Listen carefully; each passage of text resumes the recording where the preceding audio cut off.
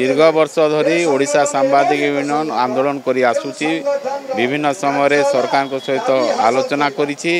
तांकर तीनोटी दाबी आमर तीनोटी दाबी पेंशन प्रोटेक्शन एक्रिएशन ए पर्यंत गत सरकार विगत सरकार मध्य कलेनी ए सरकार मध्य 15 मास बीती जाइतिले मध्य करि नाहंती से दाबी रे आज आमे राजरास्ता को उल्लेछु ओडिशार मालकानगिरी टू आरंभ करी बालेश्वर मयूरभंज पर्यंत पूरा 31 जिल्लारू संगठन जिल्लारू सब सांबादिक भाई मन आइछंती ए साधारण सामिल होइछंती तांकर हक पई आज लड़ाई करुछंती राजरास्ता को उल्लेछंती सांबादिक समस्तंकर समस्या को उपस्थापन करी सरकार एवं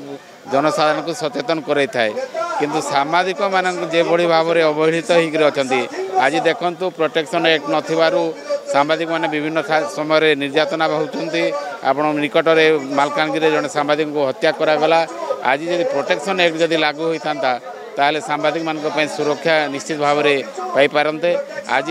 18टा राज्य में पेंशन लागू है किंतु ओडिशा रे हो पारि नहीं यही सरकार जितेबाला निर्वाचन पूर्वर जो सभा समिति इस्तार कहते